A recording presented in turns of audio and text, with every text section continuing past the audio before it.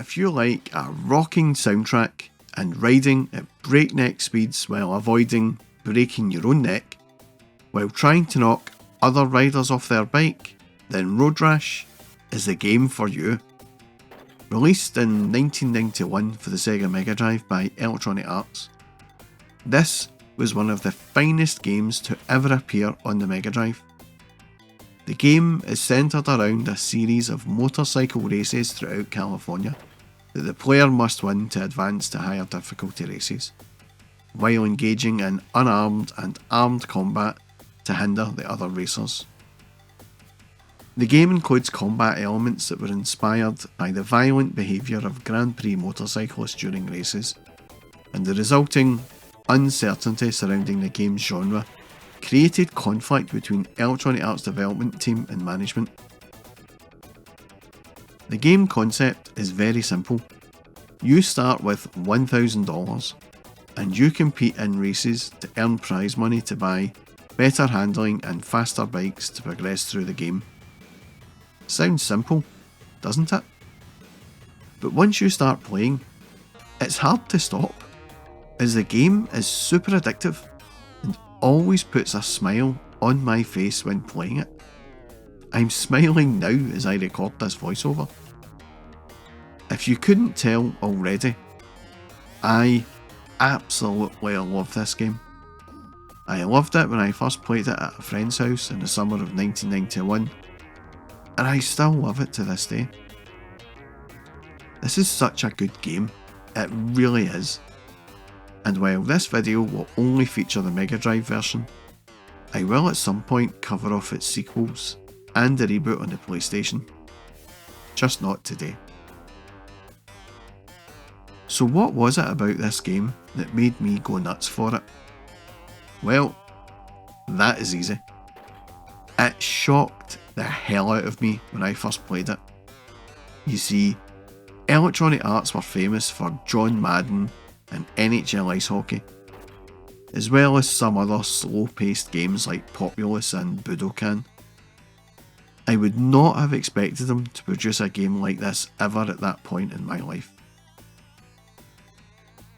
Road Rash was one of the first titles conceived by Electronic Arts after they made the decision to begin developing video games in-house.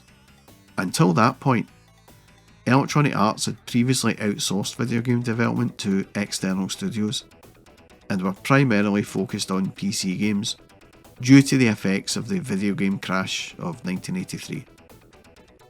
In its tentative steps back into the console market, Electronic Arts focused on genres that were determined to be strategic, namely sports and racing titles. So you can see my surprise here.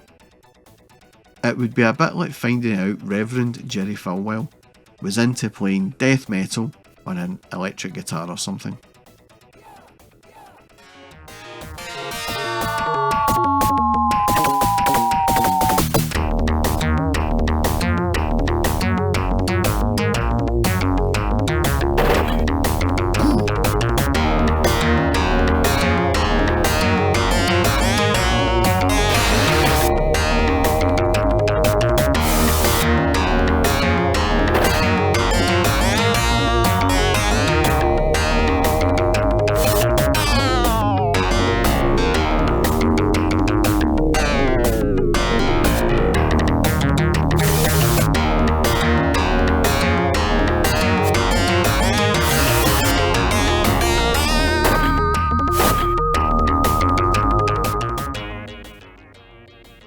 Now, let's get into the game.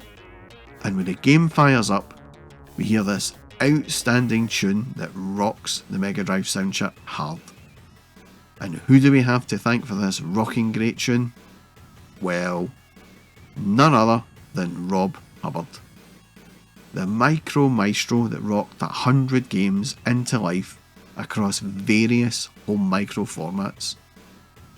Rob Hubbard, the gods of rock, salute you. Presentation wise, the game is very basic but informative at the same time. You get some nicely drawn avatars of your rival and some cheeky quips about how you're going down and all of that stuff. But once you get past all of that and get into the game, that's where things get even more surprising.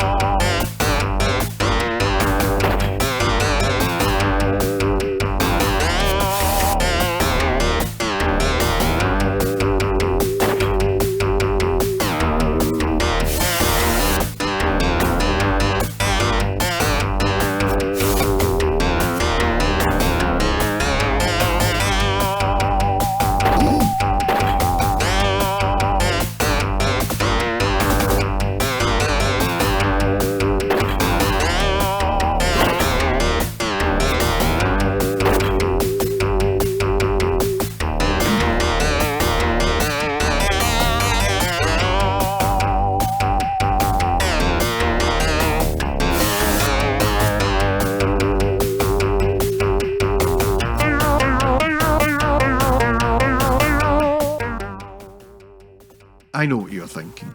You are thinking, why is this game so choppy? That scrolling has to be some of the worst scrolling I have ever seen. And I will not disagree with you on that. Compared to Super Hang-On, it's terrible, right? But see, once you start playing, you do quickly get used to it. Now, have a look at the roadside objects. Do you see how quick they scroll past? It's amazing, right?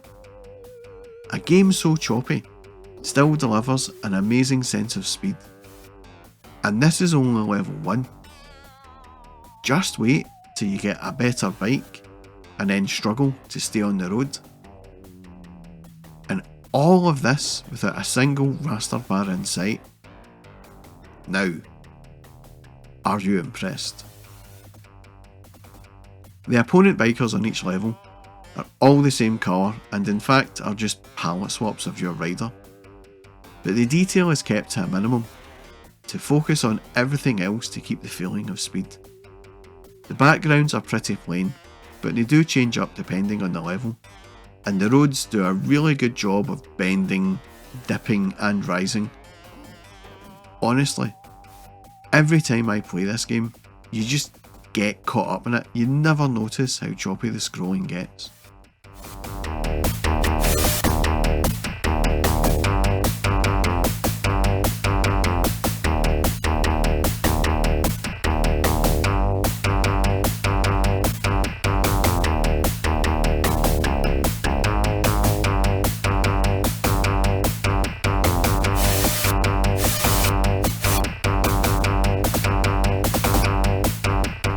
The sound is excellent. As I have said, Rob Hubbard was responsible for the majority of the music in the game, and each track sounds excellent. I could honestly listen to those tunes all day. They are so good. The effects of the knocks and all the other hits all sound impactful. And here is something else to consider. As well as the raster bars being missing, there is no sound effect for the engine, but yet you still get a real sensation of speed from the game. It's on another level, this game, it really is.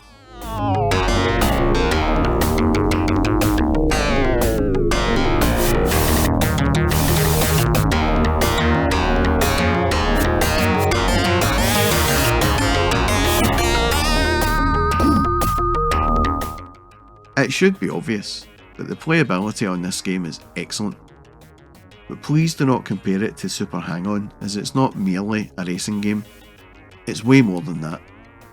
And I love Super Hang-On too. It's one of my all-time fave games on a Megadrive. But to me, these are two different games. Road Rash has this way of drawing in the player to keep on going. Just picture this. You are speeding through the Palm Desert, and you make your way into first place. The finish line is only a short distance away, over the crest of a hill, and BAM! You hit an incoming car, and you get flung a mile away from your bike. As you race back to your stricken bike, Viper passes you, then Leicester, then Rex, and then Biff. And guess what? You are out of the qualifying finishing places to progress. And so, you need to race again. Is it annoying? It can be, but it doesn't make the game any less enjoyable to play. And you can always save your progress with a password if you need to. The action during the race can get pretty tense as well, and it's always advisable to drive on the right hand side of the road, as traffic will always come towards you on the left. But sometimes you just need to be on the left to get past a whole bunch of other riders, or risk getting bumped and then colliding with a car. And then you hear the siren, and it's a night in the cells for you as O'Reilly gets a collar.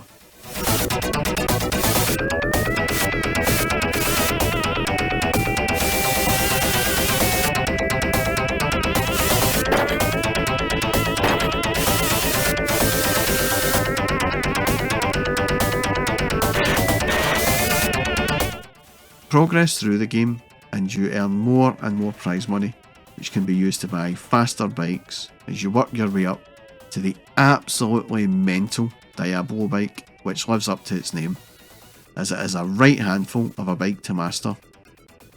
So the later levels in the game become really tough, as you need to contend with other bikers, the roads, oncoming traffic, cops, and then the bike handling. But it's worth it. It really is.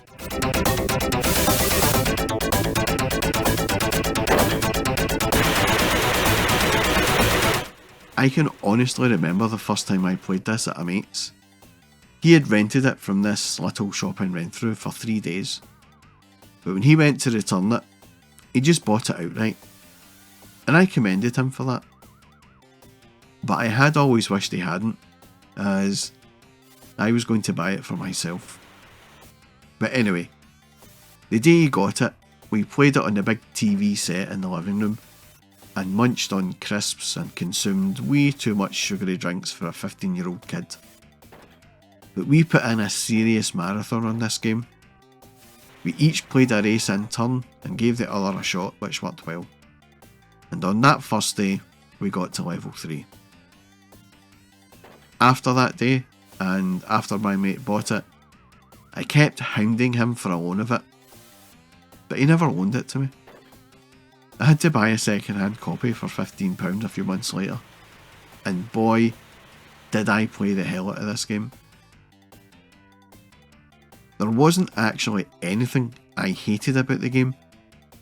I loved the soundtrack especially, but I loved the addictive gameplay, the visuals, the controls. Everything was spot on, and my previous disliking of previous Electronic Arts games was gone, as this game showed me they could make exciting games. Road Rash was released to critical and commercial success, and was Electronic Arts' most profitable title to date. The original version for the Sega Megadrive was particularly acclaimed for its violent and aggressive gameplay, and a convincing sense of speed in its graphics. The game is the debut installment of the Road Rash series, and was followed by a number of sequels made for various consoles. Road Rash was followed by 2 sequels in the Megadrive, Road Rash 2 and Road Rash 3, as well as further spin-offs developed for later platforms, such as the PlayStation, Nintendo 64 and Game Boy Advance.